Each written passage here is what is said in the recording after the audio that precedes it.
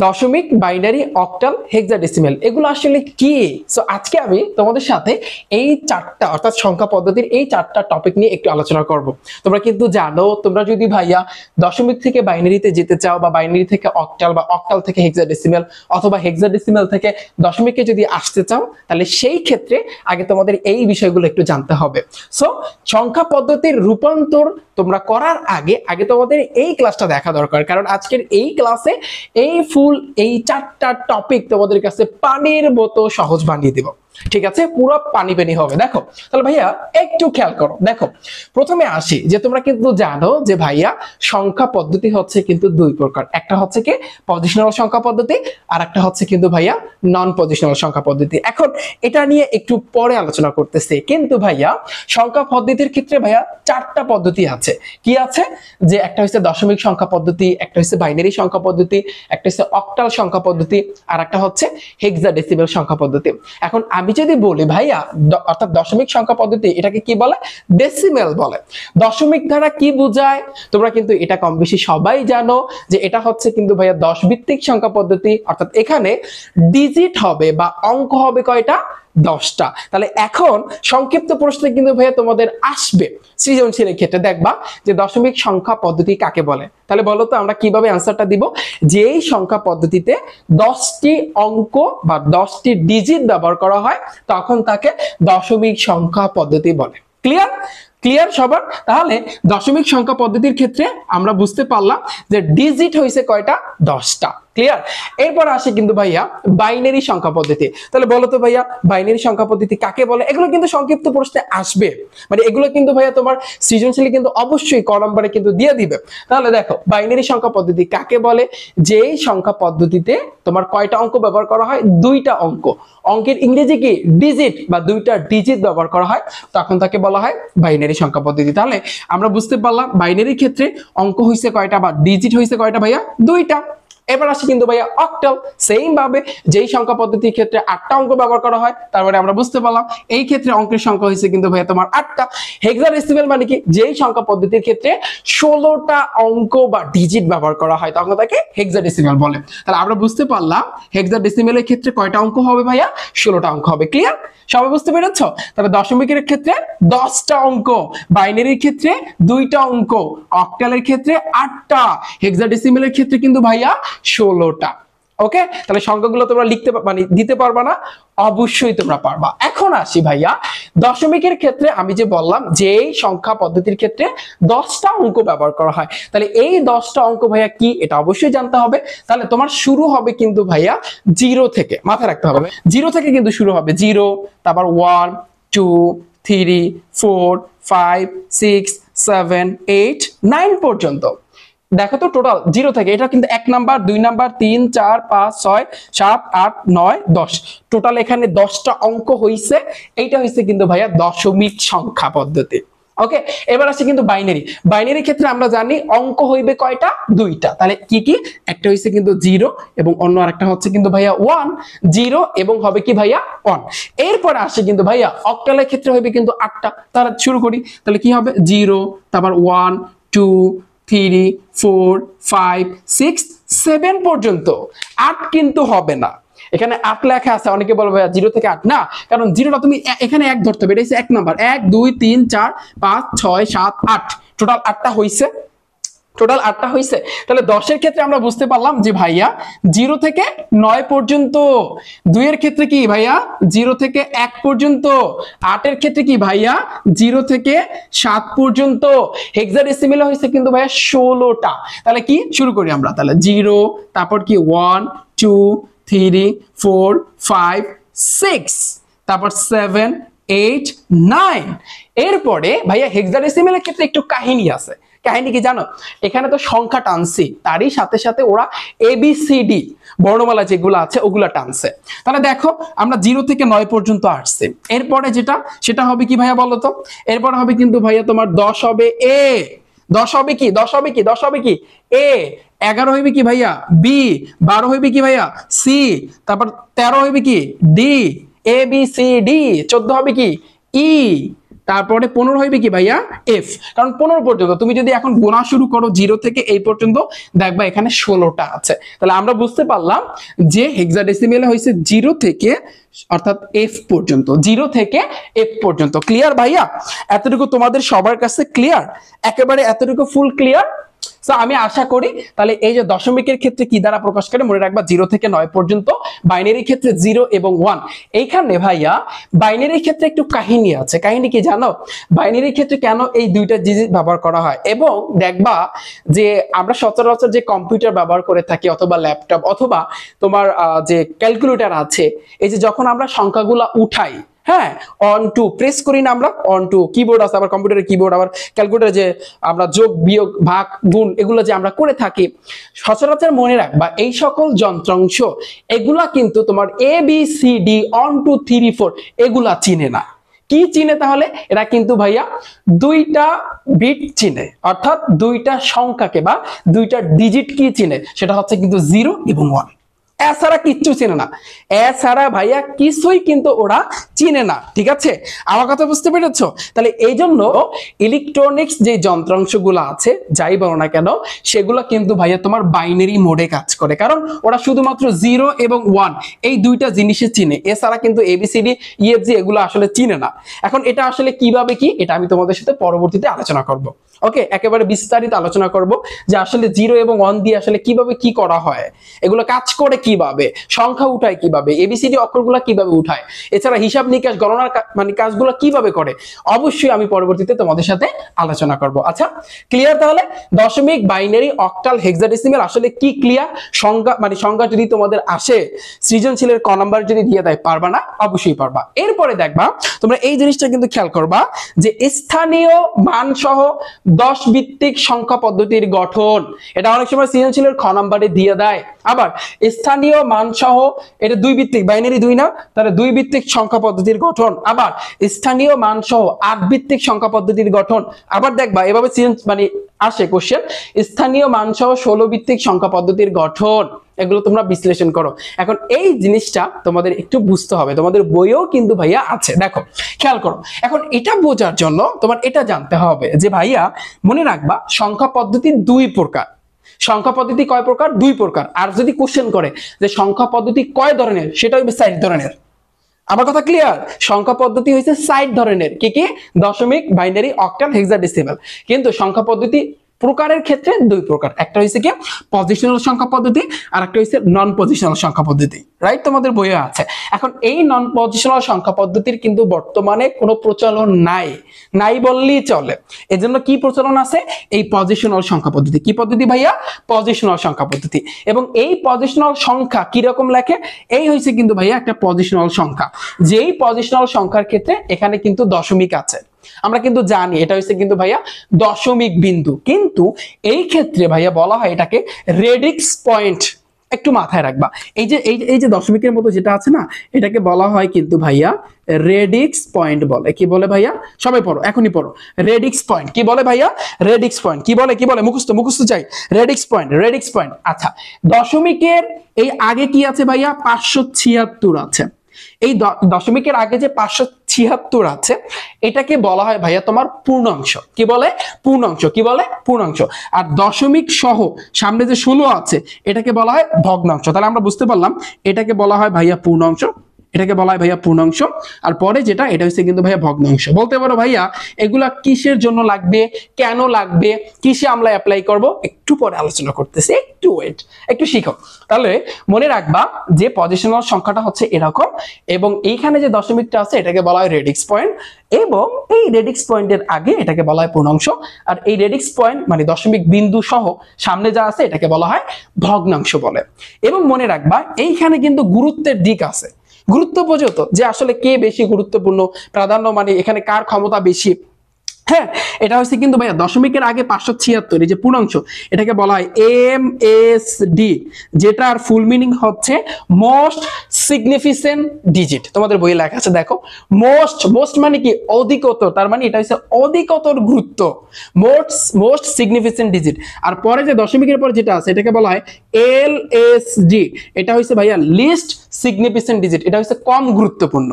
আমার কথা ক্লিয়ার? সবাই বুঝতে পেরেছো?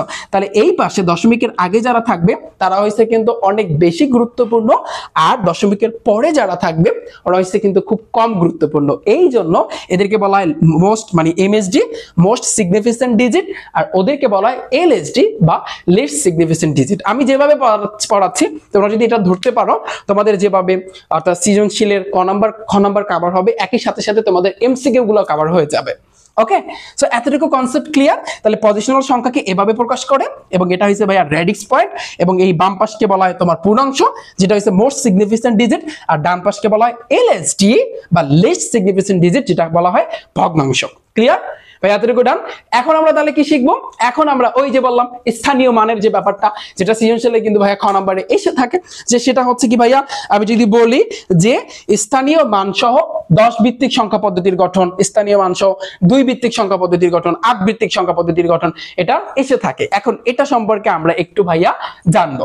সো এতটুকু ক্লিয়ার? সো যদি এতটুকু ক্লিয়ার হয় তাহলে আমি এখান থেকে মুছে দিচ্ছি। এখন ভাইয়া দেখো, এখন এটার ভিতরে যাওয়ার আগে ছোট্ট একটা বিষয় আমি তোমাদের সাথে আলোচনা করতে চাই, যেটা আমরা ক্লাস 4-5 শিখে আসছি। 4-5-6-7 আমরা কিন্তু শিখে আসছি। যেমন আমি যদি বলি ভাইয়া 666, বলো তো এখানে কত আছে? 666। এখন আমি যদি বলি এটাকে জানি কি বলে?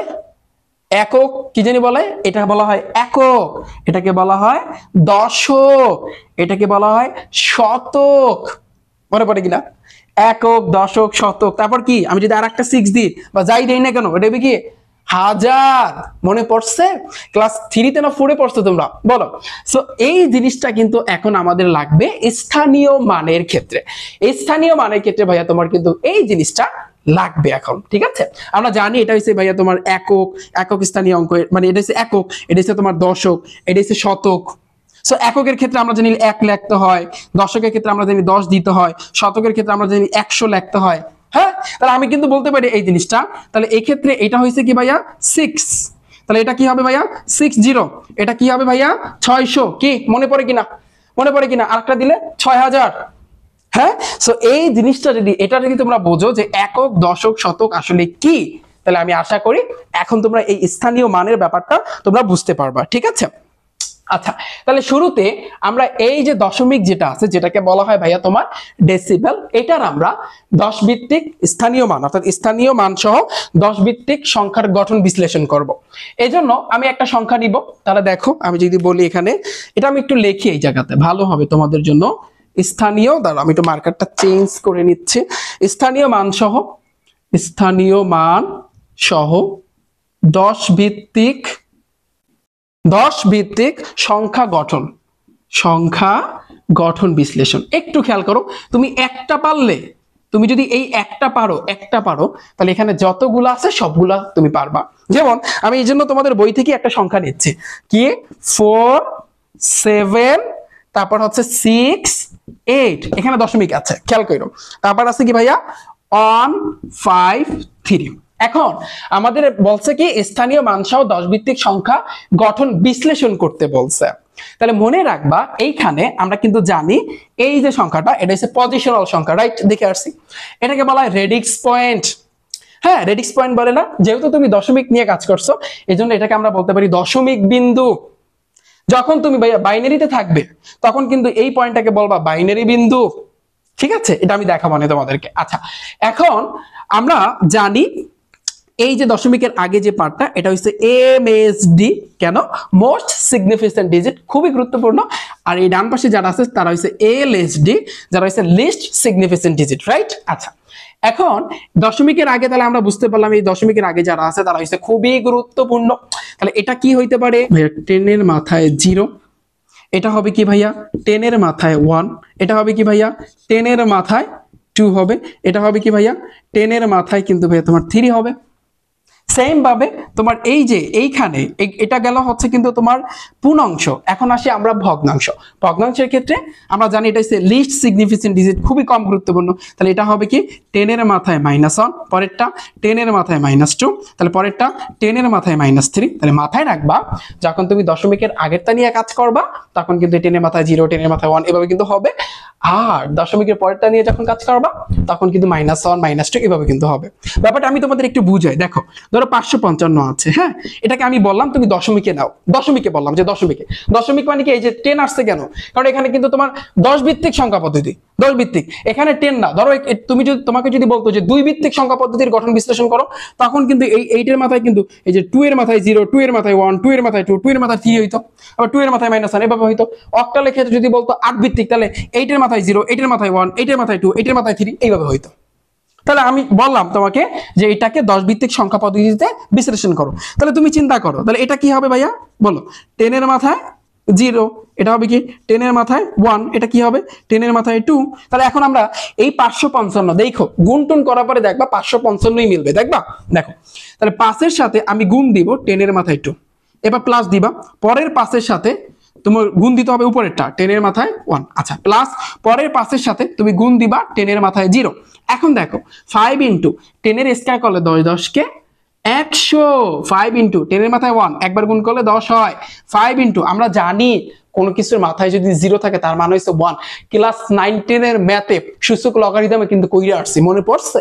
আচ্ছা, এটা মানে হবে কিন্তু 1। এখন দেখো 5 এর সাথে 100 গুণ করলে 500, 5 এর সাথে 10 গুণ করলে 50, 5 আক্ষে 5।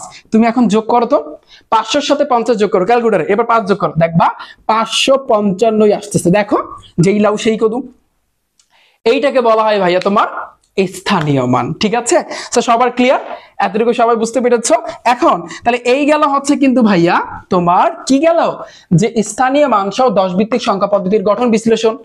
এখন ধরো এভাবে আসতে পারতো, স্থানীয় মান সহ তোমার হচ্ছে 2 ভিত্তিক, যেহেতু বাইনারি হয়েছে কিন্তু তোমার 2, তাহলে 2 ভিত্তিক তোমার হচ্ছে দশমিক সংখ্যার গঠন বিশ্লেষণ যদি করতে বলে, তখন তোমরা কি করবা? সেম ভাবে তোমার ভাইয়া চিন্তা করতে হবে, সেম ভাবে যেহেতু 2 ভিত্তিক, মনে রাখবা 2 ভিত্তিকের ক্ষেত্রে 0 1 ছাড়া তুমি বাকি সংখ্যাগুলো লিখতে পারবা না। ক্লিয়ার? যেমন আমি যদি একটু বলি 1 0 1 0 তোমাদের বইয়ে আছে, 1 0 1 1 0 1, তারপর 0 1 1। তাহলে এখন কি হবে? আমরা জানি দশমিকের আগে যারা তারা হইছে এমএসডি, মোস্ট সিগনিফিকেন্ট ডিজিট, দশমিকের পরে যারা তারা হইছে এলএসডি, দশমিকের আগেরটা হইছে পূর্ণাংশ, পরেরটা হইছে ভগ্নাংশ। Okay fine. এরপরে উপরে ভাইয়া কি হবে? যেহেতু আমাদের 2 ভিত্তিক বলছে, তার মানে 2 এর মাথায় 0, পরেরটা 2 এর মাথায় 1, পরেরটা 2 এর মাথায় 2, পরেরটা 2 এর মাথায় ভাইয়া 3, পরেরটা 2 এর মাথায় 4, আবার এই পাশে 2 এর মাথায় -1, পরেরটা 2 এর মাথায় -2, পরেরটা 2 এর মাথায় ভাইয়া -3। এই হইছে কাহিনী। এরপর তোমার লিখতে হবে এটা হইছে কি, এটা হইছে কিন্তু ভাইয়া দশমিকের আগে ডান পাশে প্রথম অঙ্ক। তাহলে তোমাদের বইয়ে এভাবে লেখা আছে যে ভাইয়া পূর্ণাংশ ডান দিকে প্রথম অঙ্কের মান 2 এর মাথায় 0, দ্বিতীয় অঙ্কের মান 2 এর মাথায় 1, তৃতীয় অঙ্কের মান 2 এর মাথায় 2, চতুর্থ অঙ্কের মান 2 এর মাথায় 3। এইভাবে ব্যাখ্যা দেওয়া আছে, একটু যদি পড়ো ফুল ব্যাপারটা কিন্তু তোমাদের কাছে পানির মতো সহজ হয়ে যাবে। ওকে, তাহলে ভাইয়া ক্লিয়ার? সবাই বুঝতে পেরেছো? এতটুকু ক্লিয়ার? এখন তাহলে আমাদের এই গেল হচ্ছে কিন্তু কাহিনী, যে কি কাহিনী ভাইয়া? সেটা হচ্ছে কিন্তু তোমার দশমিক বলো, বাইনারি বলো, অক্টাল বলো, হেক্সাডেসিমাল বলো, তাদের যে স্থানীয় মানের যে ব্যাপারটা যদি তোমার সৃজনশীলে খ নম্বরে আসে অবশ্যই তোমরা পারবা, রাইট? সো আজকের ক্লাসটা কিন্তু ভাইয়া তোমাদের জন্য এই পর্যন্ত। এবং ভাইয়া তোমরা যারা ইন্টারমিডিয়েটের ফার্স্ট ইয়ার বলো, সেকেন্ড ইয়ারে কিন্তু যারা পড়তেছো, তোমাদের জন্য কিন্তু আমার এটা কিন্তু একটা আইসিটি কোর্সের একটা ক্লাস, আমার আইসিটি ব্যাচের কিন্তু ভাইয়া তোমার ক্লাস। ঠিক আছে, তোমরা কিন্তু ইচ্ছা করলে আমার আইসিটি কোর্সটাতে ভর্তি হইতে পারো, যে আইসিটি কোর্সে তোমাদের প্রথম অধ্যায় থেকে শুরু করে ষষ্ঠ অধ্যায় পর্যন্ত যতগুলো অধ্যায় আছে, এখানে যত কঠিন কঠিন যাই থাকুক না কেন সবকিছু ভাইয়া তোমাদেরকে কিন্তু আমি কভার করে দিব। যদি এই কোর্স সম্পর্কে বিস্তারিত জানতে চাও, ডিসক্রিপশন বক্সে আমি একটা ভিডিও লিংক দিয়েছি, একটু সেটা যদি দেখো তাহলে তোমরা ক্লিয়ারলি বুঝতে পারবা। ওকে, এবং আইসিটিতে আমার এই ব্যাচে টার্গেট হয়েছে আমি তোমাদেরকে 100তে 100 আমি পাইয়ে দেবো, 100তে 100 কিন্তু আমি তোমাদেরকে পাইয়ে দেবো। এটাই হচ্ছে কিন্তু আমার চ্যালেঞ্জ, এটা তোমাদের জন্য আমার চ্যালেঞ্জ থাকবে। 2025 সালে যারা এইচএসসি পরীক্ষা দিবা, অথবা 26-এ যারা এসএসসি পরীক্ষা দিবা, অথবা 27 সামনে যারা আসতেছো, সো সবার জন্যই কিন্তু আমার এই কোর্স। এবং এই কোর্সটা হচ্ছে কিন্তু মাত্র 2 মাসের কোর্স। তুমি যদি ইচ্ছা করো তুমি আইসিটিটা 15 দিন বইসা শেষ করবা, অথবা 1 মাসে শেষ করবা, তুমি কিন্তু আমার এই ব্যাচে ভর্তি হইলে কিন্তু তুমি 1 মাস বইসা, 15 দিন বইসা, অথবা 2 মাস বইসা, বা 3 মাস বইসা, তোমার ইচ্ছা মতো যতদিন মানে বইসা তুমি কিন্তু শেষ করতে পারবা। ওকে, এবং বলবা ভাইয়া ক্লাস তো অনেক আগ থেকে শুরু হয়েছে। হ্যাঁ, আগে যতগুলো ক্লাস নেওয়া হয়েছে সবগুলো ভাইয়া তোমাদের জন্য সুন্দরভাবে কিন্তু সাজানো আছে। ঠিক আছে, যখনই তোমরা ভর্তি হবা তখনই কিন্তু সাথে সাথে আগের ক্লাসগুলা দেখতে পারবা। ওকে, সো এই ছিল কিন্তু ভাইয়া তোমাদের জন্য আজকে ছোট্ট একটা ভিডিও। তাহলে সবাই ভালো থাকবে, সুস্থ থাকবে, দেখা হচ্ছে ভাইয়ারা তোমাদের সাথে পরবর্তীতে। সাথেই থাকো রিফাত একাডেমি ইউটিউব চ্যানেল এবং ফেসবুক পেজের। আল্লাহ হাফেজ।